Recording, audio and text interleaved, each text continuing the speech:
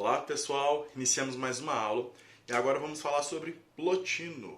Plotino, no seu contexto e também citando um pouco da sua biografia, ele está vinculado ao Império Romano, que por sua vez está em declínio no século III, divide-se entre o Ocidente e o Oriente. O Império Romano ele era tão grande e começou a possuir tantas terras que seus limites ficaram imensuráveis e ficou difícil conseguir uma administração de todo esse território. Então houve essa divisão entre Império do Ocidente e Império do Oriente. E é nesse panorama de crise de sociedade que surge o neoplatonismo.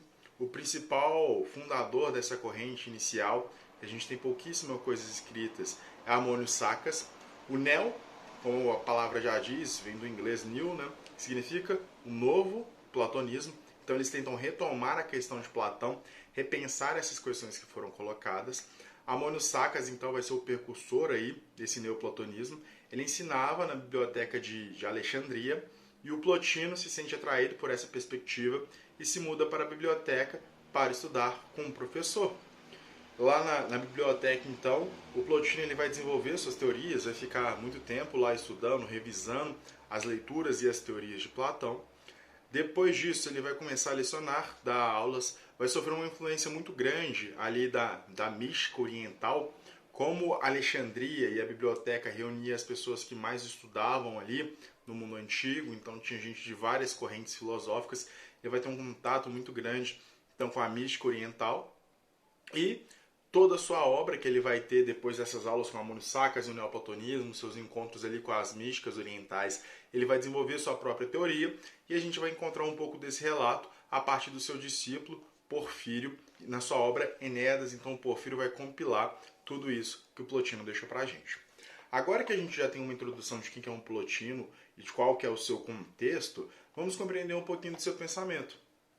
Em resumo, na visão de Plotino, acima de tudo, até do próprio ser é aquilo que é, das coisas existentes, o um. Ele emana a sua própria abundância. Então, olha só, o princípio é um, e esse um, ele emana de si mesmo os outros seres que vão existir.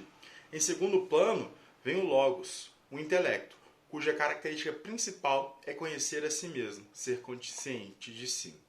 A alma, então, o logos, a ordem, a razão, já estava presente nesse segundo princípio. Então, o primeiro é o um, ele está para além do ser, e depois vem, então, esse primeiro aqui, que vai ser o logos, que tem como finalidade o autoconhecimento do uno de si mesmo, tá certo?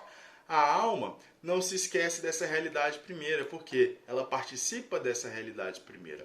Logo, a alma individual deve se lembrar da sua origem e buscar retornar a ela. Olha aqui a semelhança com Platão e como que Platão exerce muita influência aqui no Plotino. Então, o princípio é um, esse uno emana seus diversos graus de ser, estando ele próprio além do ser. Após o uno, a gente tem um logos ali em segundo plano, que é a ordem, que é a razão, que é a ideia vai estar aqui presente. Aqui a gente vai ter a ideia de alma presente, e a alma individual é uma alma que saiu desse segundo plano aqui do logos, da ordem, da razão, e encarna num corpo. E por ainda estar na sua mente a possibilidade do retorno a essa, como se fosse no Platão, que é a teoria das ideias, mas para Plotino é o segundo plano, ela então deve buscar esse retorno ao logos, que vai o quê? Se aproximar do uno. E isso se dá mediante o triunfo das paixões sobre o corpo. Segundo Porfírio, o próprio Plotino ele tinha vergonha de estar em um corpo, porque isso significava que ele não tinha conseguido se purificar das paixões para ficar no estágio somente da alma, onde ele teria essa maior aproximação com o uno. Então, como que eu purifico aqui essa alma para o Plotino? Não deixando as paixões tomando conta do meu corpo. As paixões que são o quê? O amor, os apetites, os vícios que o corpo pode ter. Quando eu não deixo esses apetites existentes dominarem o meu corpo, eu consigo seguir a ordem e me aproximar cada vez mais do logos, e ali, por causa da alma que está presente em mim, que rememora esse estágio, e por consequência do uno. Então, sempre é importante que a razão prevaleça sobre o irracional. A razão ela supera esses apetites irracionais do corpo. A alma, então, ela tenta se unir à alma universal, a alma particular que todos nós temos, ela tenta unir o quê? A esse segundo plano, a alma que foi emanada pelo Uno num plano mais próximo dele. Mas ela se vincula a um corpo singular em decorrência do fascínio natural e nela se perde. Ou seja, a alma ela tenta constantemente voltar à sua ideia, mas ela se perde nesse fascínio da natureza, da corporeidade e volta a encarnar novamente no corpo. Todavia, continua sendo-lhe possível purificar-se através das vias sucessivas, pois é imortal para unir-se finalmente ao Uno. Então, sendo a alma imortal, ela vive várias vidas sucessivas reencarnações até que ela o quê? Se purifique totalmente e possa voltar à unidade. O Uno, pessoal, então, ele é um mistério, pois a seu respeito nada pode se afirmar. Ele é indizível, só pode ser alcançado mediante uma intuição intelectual. Então, como que o Plotino sabia da existência desse Uno? Vai ser o ponto aqui da intuição intelectual, que vai se assemelhar ao êxtase místico. O próprio Plotino alega que somente em toda a sua vida só conseguiu essa aproximação em 4 momentos. E esses 4 momentos, ele teve esse êxtase onde ele se conectou com um, se conectou com todo. Ele diz que é um maravilhamento tremendo essa conexão com todo. Logo, o que resta a nós, seres humanos, no âmbito da moral, é a prática dos bens que unifica as ações do homem, impondo-lhe uma medida e o limite. E nessa unificação, ele se assemelha ao Uno. Cabe ao homem cultivar a virtude e, mediante a filosofia, contemplá-lo. Ou seja, quanto mais eu purifico a minha existência, guiando-me pela razão e pelas virtudes que são as boas condutas, as boas ações, não me entrego às paixões, aos apetites, aos desejos corporais e carnais, mais próximo do Uno eu vou estar, mais próximo desse ideal de alma, dessa alma originária do Logos, eu estarei.